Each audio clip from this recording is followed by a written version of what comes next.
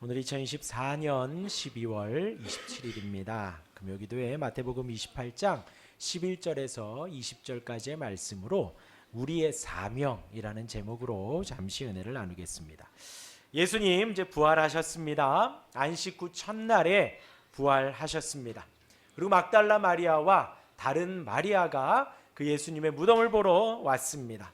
근데 그곳에 있는 천사의 도움을 받고 예수님의 부활을 알게 됩니다. 여러분, 천사의 존재는 있습니다. 우리가 하나님처럼 의지하거나 맹종하지 않는 선이에요. 우리의 신앙을 돕습니다. 우리가 지금 이 여인들이 예수님을 찾고자 하니 천사가 돕는 것입니다. 지금 이 시대에도 마찬가지입니다. 우리가 예수님을 찾고 하나님을 찾고자 할 때에 천사들이 돕습니다. 천사라고 하면 성경에서 주의 사자예요. 주님께서 보내신 자들입니다. 그러니까 날개 달고 머리에 동그랗게 해서 우리에게 나타나는 것이 아니라 우리 주변에 있는 모든 이들이 그들로 인하여 우리가 주님을 만나고 하나님을 배우고 하나님을 찾을 수 있다면, 배울 수 있다면 그 모든 이들이 주님께서 보낸 주의 천사가 되는 것입니다. 아무튼 이때에는 주님이 보낸 그 주의 천사가 지금 이들을 도왔습니다. 지금 이 여인들에게는 그 천사의 존재가 기쁨이 되고 또 소망이 되었지요. 그런데 거기 있는 군인들에게는 그 주의 천사가 두려움이 되고 죽을 것 같이 무서움이 되는 거예요. 그리고 나서 주님이 찾아오셔서 그들을 만나 주셨습니다. 그리고선 하신 말씀이 평안하냐 하셨죠.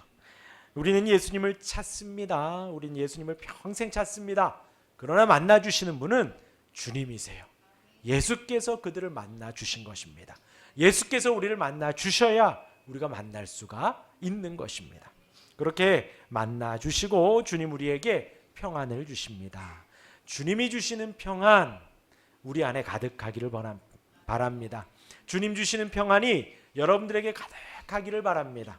항상 그 평안이 우리를 주장하고 우리를 인도하고 우리를 충만하게 붙들 수 있어야 합니다. 그리할 때에 주변 환경이나 상황이나 그 모든 것 넘어 주의 평강은 우리를 평안하게 하십니다. 그래서 주님의 평강이 거룩하게 구별된 거예요. 구별된 거예요. 우리가 이 세상에 조금 얻으면 약간 평안할 수 있습니다. 약간 만족감을 얻을 수 있죠. 그러나 영원하진 않습니다. 그러나 궁극적이진 않습니다.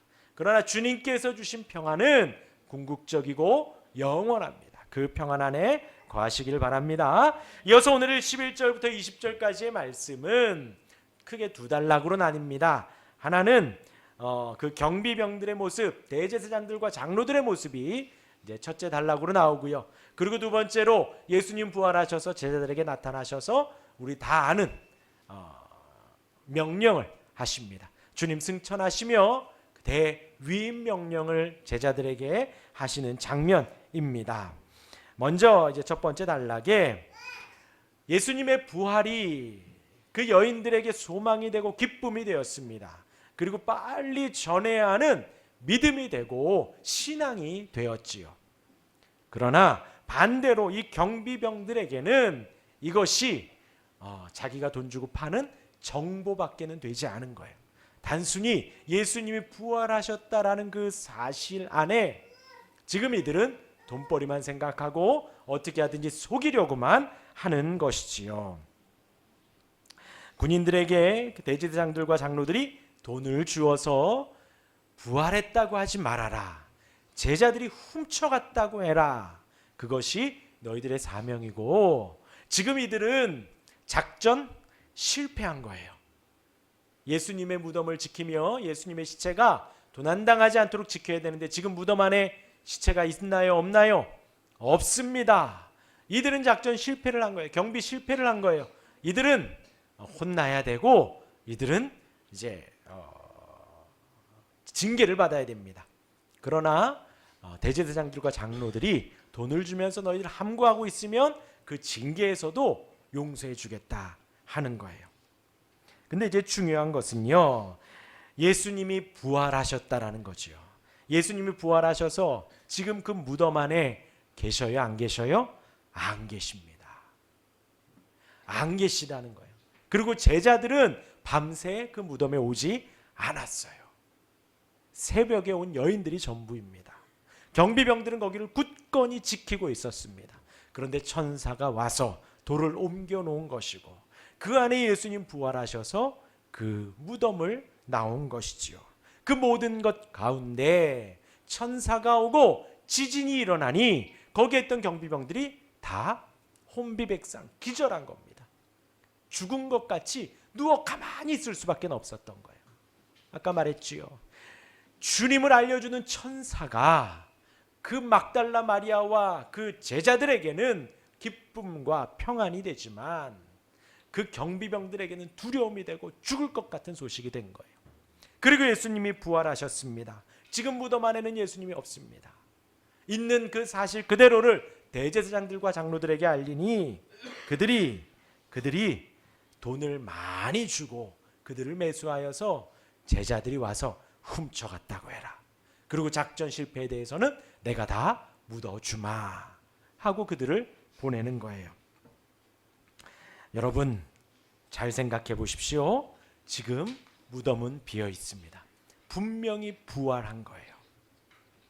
만약에 부활하지 않았다면, 정말로 제자들이 와서 훔쳐갔다면 대제사장과 장로들도 돈을 쓸 일이 없는 겁니다.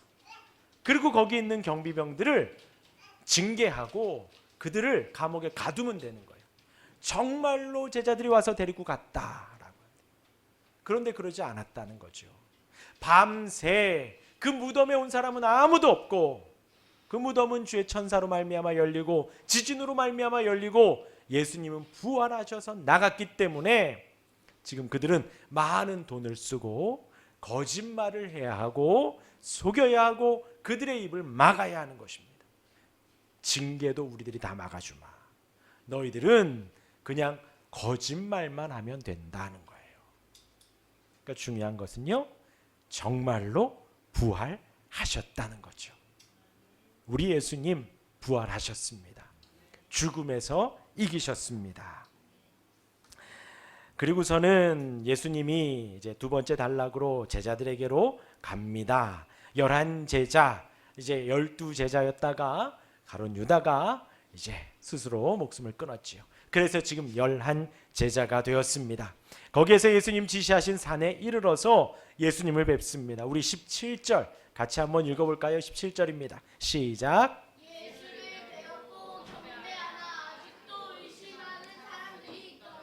어떠신가요? 지금 우리 눈앞에 예수님이 계십니다.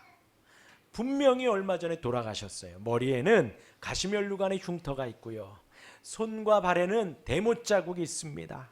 예수님의 허리에는 창자국이 있습니다. 그 예수님이 살아가 나셔서 지금 이 육신이 있잖아요. 요한복음에 보면 같이 조반을 드셨습니다. 그 예수님이 앞에 있는데도 경배하는 이들도 있는가 하면 반대로 어떤 사람도 있다고요? 의심하는 이들도 있다라는 거예요. 근데 이제 이것을 지금 11제자 그리고 거기에 70명 혹은 500명 이렇게 이제 서로 갑론을박이 있습니다. 어떤 사람은 여기에 11제자만 있다. 그러니까 11제자 가운데서 믿는 사람, 경배하는 사람, 의심하는 사람 혹은 여러 70여 명 중에서 믿는 사람, 의심하는 사람 혹은 500여 명의 많은 사람들 중에서 믿는 사람, 의심하는 사람 이렇게 좀 갑론을박이 있지만 중요한 것은요, 예수님 부활하셔서 지금 우리 눈앞에 있는데도 불구하고 거기에서 의심하는 자가 있다는 것입니다. 그런데 이제 우리가 여기에서 지금 하나님이신 그 위엄 속에 부활하신 그 예수님이 앞에 계시기 때문에 지금 이들을 좋게 봐줄 수가 있어요. 봐줄 수가 있어요. 무슨 말씀인지 아시겠죠? 지금 만약에 제자들이 없고 그 소식만 전했다면 그 안에서 막 여러 가지 막 아니다, 그건 거짓말이다, 절대로 부활할 수 없다, 부활했다 그런 말들이 있겠지만 지금 예수님 앞에 계시잖아요.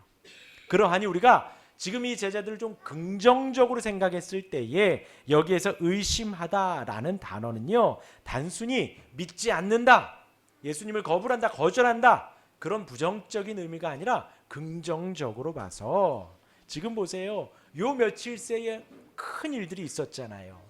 예수님을 따라서 골고다 언덕에서 겟세마네 언덕에서 예수님 기도하셨죠. 밤새 막 불편히 잠잤습니다. 그리고선 예수님 잡혀가시고 예수님 고난받고 채찍 맞는 거 다 보고요. 그렇게 막 안식일 지나고 십자가 지시고 장사되고, 그런데 그 안식 후 첫날이에요. 뭐 일주일이 지나고 한 달이 지난 게 아니라 바로 그 얼마 후인 겁니다. 그러하니 지금 이 제자들 사이에서도 약간 정신이 없는 거예요. 어떤 결정을 내리지 못하고 약간 의구심이 남아 있는데, 이런 엄청난 사건들 속에서 경배하면서도 약간 혼란스러운 겁니다. 물론 그 자리에서 다른 제자들이 머리를 숙이고 주님께 머리를 숙이며 찬양하고 무릎을 꿇었으니 함께 무릎을 꿇을 수 있습니다. 그러나 그 마음에는 약간 이게 지금 무슨 상황이지? 그리고 또 이들은 앞으로를 고민할 겁니다. 앞으로 어떻게 될 것인가?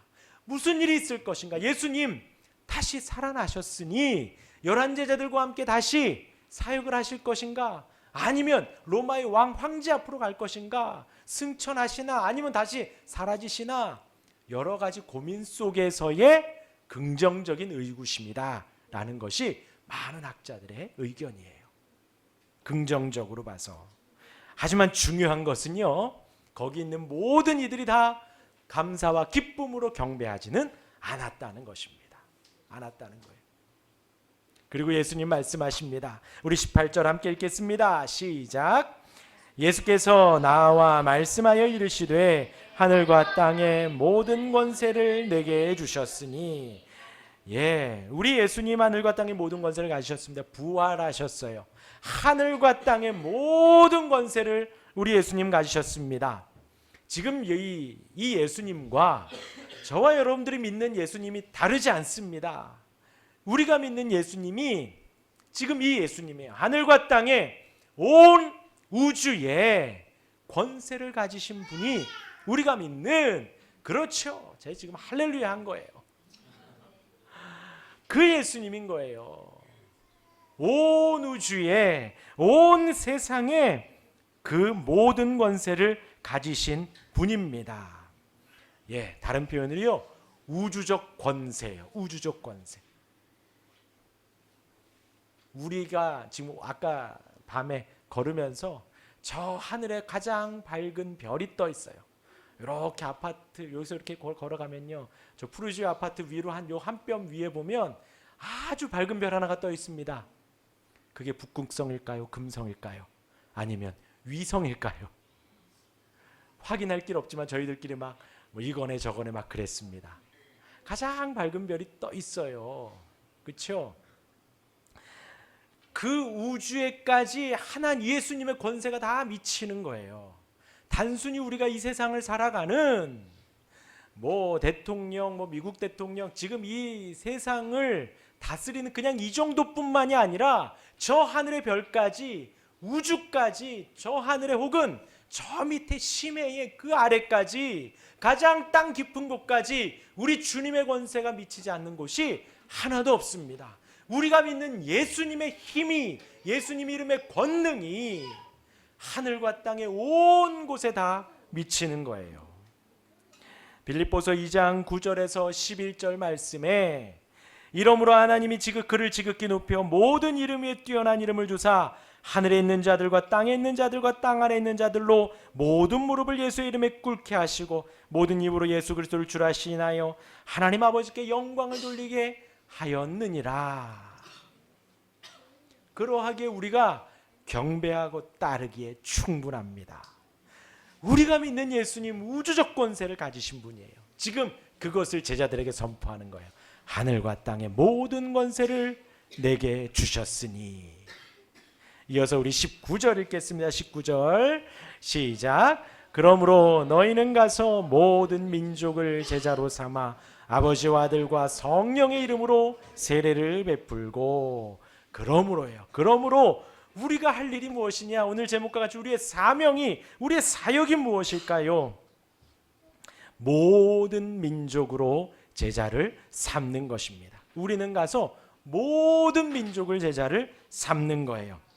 예수님 공생의 사역 동안에 지금 얼마 전 예수님이 3년 동안 사역하실 동안에 예수님의 영향력은 그 이스라엘 그 요단강 주변이 전부였습니다. 요단강과 사해를 중심으로 위로는 헤르몬산, 변화산상이 거기다라고 이야기를 하고요. 지중해, 두로, 가이사랴, 엠마오 남쪽까지, 그리고 감람산에서 여리고, 요단 동편, 데가볼리, 광을 고치는 거라사 그 지역까지 예수님이 다니신 곳이에요. 걸어 다니시면서 생전에 사역하신 곳입니다. 예수님이 제자를 삼고 예수님이 천국 복음을 전하고 회개하라고 외친 곳이 생전에는 지도상으로 보면 요만큼이에요. 요만큼. 그런데 이제 죽음을 이기시고 부활하신 예수님, 하늘과 땅의 우주적 모든 권세를 가지신 그분 앞에 이제 저와 여러분들이 가서 어디까지 복음을 전하는가? 모든 민족입니다. 전 세계가 다 우리의 교구인 거예요. 전 세계가 다 우리의 구역인 거예요. 우리의 전도 대상자입니다. 우리가 전 세계로 다니며 복음을 전하는 거예요. 우리의 마음이 좀 풍부해지지요. 단순히 우리가 지축동에만 머물지 않고요. 이 덕양구에만 머물지 않고 고양시, 경기도권에만 있지 않고 우리나라에 국한되지 않고요. 전 세계의 모든 민족을 다 제자를 삼는 것이 우리의 사명이에요. 우리의 사명이에요. 할렐루야. 자, 여기에서 모든 민족으로 제자를 삼아요. 지금도 이제 제 주중에 목사님을 만났는데 북한 선교하시는 분, 그런 이야기가 나왔어요. 근데 이제 중요한 것은 선교하시는 분, 선교사님, 중국 공산당, 저 맞은편, 지금 공산권에 혹은 이제 터키 같은 경우도 아이디 카드에 종교란을 적게 돼 있대요. 그러니까 이 주민등록증을 내밀면 이미 거기에서부터 차별이 시작이 되는 것이죠. 전 세계에 그렇게 힘들고 어렵고 복음이 들어가기 힘든 곳이 있지만 중요한 것은요, 주의 복음이 계속해서 확장되어 가고 있다라는 거예요. 하나님의 나라가 계속해서 증거되어지고 있다라는 거죠. 모든 민족이 우리의 전도 대상자가 되는 것입니다. 거기에서 이제 우리가 무엇을 떠올리느냐? 아브라함이 나오는 거예요. 아브라함. 하나님께서 아브라함을 부를 때에 어떻게 하셨죠? 창세기 12장 2절에 우리 함께 읽을까요? 아브라함에게 하는 말씀입니다. 시작. 내가 너로 큰 민족을 이루고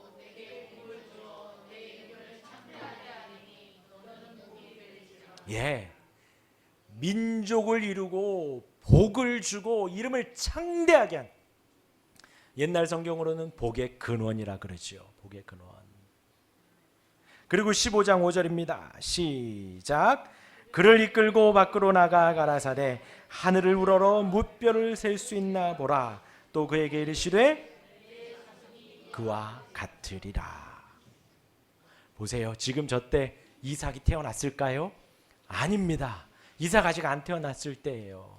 그런데 하나님이 아브라함에게 저렇게 약속, 너 자손을 통해서 큰 민족을 이루겠다. 저희 집이요, 다 모이면 20명입니다. 저희 누님들 둘 해서 20명이에요. 민족이라고 부르지 않죠. 한 70명 모이면 민족이라 부르나요? 아닙니다. 지금 여기 요 정도 모여있으면 민족이라고 부르나요? 아니죠. 한 민족이, 우리나라 전체를 말하죠. 아브라함으로 하여금 한 민족을 이루게 하고, 지금 아브라함이 아직도 이삭이 태어나기 전에 나에게 무엇을 주겠습니까? 난 자식이 없습니다 하니 하나님께서 나가서 별들을 보여주신 거예요. 그렇죠? 아까 그 밝은 별, 그게 북극성인지 금성인지 위성인지 모르지만 밝은 별. 그리고는 한 아이가, 저희 집에 아들이 셋이 있잖아요. 그 중에 한 아이가 그러는 거예요. 그 외에 다 옆에 있는 다른 별들은 안 보이냐는 거예요. 왜 안 보일까요? 가로등이 많고 아파트 불이 많잖아요. 만약에 그 불들이 다 꺼지면 별이 보이겠지요. 지금도 시골을 가고 산골을 가면 정말 수많은 별들이 보일 것입니다. 지금 하나님이 아브라함에게 너의 자손이 그와 같으리라. 들이라. 그리고 그 말씀이 지금 성취되어서 저와 여러분들에게도 복음이 증거된 거예요. 우리의 믿음의 조상 아브라함입니다. 아브라함의 자손인 저와 여러분들이 지금 이 자리에 있는 거예요. 그리고 지금 우리에게 예수님 명령하신 거죠. 모든 민족을 제자로 삼아라. 이제 더 많이 그 별들과 같이 우리로 하여금 제자를 삼으라는 거예요. 제자 삼는 것이 무엇인가요? 제자를 삼는다라는 것은 배우고 가르치는 것까지가 제자예요. 곧 내가 먼저 제자가 되고요, 또 제자를 삼는 거예요. 내가 배우고 내가 가르치는 것입니다. 그러니까 여러분들이 이제 다 꿈꾸셔야 돼요. 가르치는 것은 저만의 고유의 그 사역이 아닙니다. 여러분들이 이제 가르치셔야 해요. 교회에 어떤 사역을 하시던 여러분들이 이제 가르치셔야 됩니다. 자녀들에게 가르치시고요, 여러분들이 만나는 교회의 제자들에게 가르치시고, 또 여러분들이 만나는 모든 이들에게 가르치는 것입니다. 뭐를요? 하늘과 땅의 모든 권세를 가지신 예수님을요. 예수님을 우리가 배우고 예수님을 우리가 가르치고 전하는 거예요. 그렇게 예수님의 제자를 만들며 성부, 성자, 성령으로 세례를 주라 합니다. 예, 이것은 저의 고유한 사역일까요? 세례를 주는 것? 물론 우리 나라의 교회법 안에서는 목사의 고유한 사역입니다. 세례를 주는 것, 또 성찬을 인도하는 것. 그런데 여러분 잘 들어보십시오. 세례 요한이 예수님 사역 전에 세례를 베풀고 복음을 전했습니다. 어떤 복음을 전했나요? 누가복음 3장 7절 이하에 보면요, 요한이 세례 받으러 나온 무리에게 이르되 독사의 자식들아, 누가 너희를 장차 올 진노를 피하라 하더냐. 지금 거기에 모인 사람들은 다 유대인들이에요. 그들은 태어나면서부터 아브라함의 자손이라고 합니다. 태어나면서 우리는 선민이라고 믿었던 그들을 향해서 지금 세례 요한이 뭐라 그래요? 독사의 자식들아. 이것은 그냥 단순히 너희들 죄인이다가 아니에요. 말씀드렸죠. 독사, 아담과 하와를 꼬았던 독사예요. 마귀의 자식, 사탄의 자식이라고 지금 아주 맹렬하게 그들을 비판하는 겁니다. 그들을 향해서 뭐라고요? 자각하라는 거예요. 우리가 예수님의 은혜가 아니면 나는 독사의 자식뿐이구나. 내가 회개해야 되는구나. 내가 돌이켜야 하는구나. 이게 바로 세례를 받으러 나오는 이들에게 전한 요한의 복음입니다. 저와 여러분들이 세례를 주라고 했죠. 교회에서, 물론 세례는 우리 교회에서 저만 줍니다. 그 앞에까지 우리 모두가 사역을 감당하는 거예요. 복음을 전하고 영혼을 데려오고, 함께 우리가 독사의 자식이구나, 우리가 회개해야 할 인생이구나 라는 것을 우리 모두가 가르치고 전하는 것입니다. 그게 바로 성부, 성자, 성령의 이름으로, 아버지와 아들과 성령의 이름으로 세례를 베풀고, 그리고 마지막 우리 20절 읽겠습니다. 20절 시작. 내가 너희에게 분부한 모든 것을 가르쳐 지키게 하라. 볼지어다 내가 세상 끝날까지 너희와 항상 함께 있으리라. 할렐루야. 예, 주님이 말씀하신 것을 우리가 전하는 것입니다. 예수님이 명하신 것을 우리가 전하는 거예요. 가르쳐 지키게 하는 것입니다. 그러나 걱정하지 마십시오. 내가 세상 끝날까지, 예수님이 세상 끝날까지 우리와 함께 하십니다. 이 말씀하시고 예수님은 하늘로 올라가셨습니다. 그리고 약속대로 성령을 보내주셨죠. 저와 여러분들이 담대히 살 수 있는 것은 성령의 은혜 때문입니다. 성령께서 우리와 함께 하시기 때문이에요. 우리 마음 안에 평안이 있고 기쁨이 있고 은혜가 있고 찬양하고 싶고 말씀을 듣고 싶고 신앙생활 하고 싶은 그 열망이 왜 생기는가? 성령께서 우리를 찾아오셨기 때문입니다. 그리고 그 성령님 우리를 떠나지 않습니다. 아까 말씀드렸잖아요. 우주적 권세라고요. 세상 끝 우리가 어디를 가든 성령님 함께 하십니다. 가장 깊은 곳으로 숨더라도 우리 주님 찾아오십니다. 그 주님이 여러분들과 함께 하십니다. 이것이 우리의 사역이에요. 예수님을 믿으며 온 우주적 권세를 가진 예수님을 우리가 믿으며 주님으로부터 배우고 제자가 되고 제자를 삼고 세례받을 수 있도록 그들을 전도하며 주님의 함께하심 힘입어 담대히 사명을 감당하는 우리 모두가 되기를 주님의 이름으로 축원합니다. 아멘.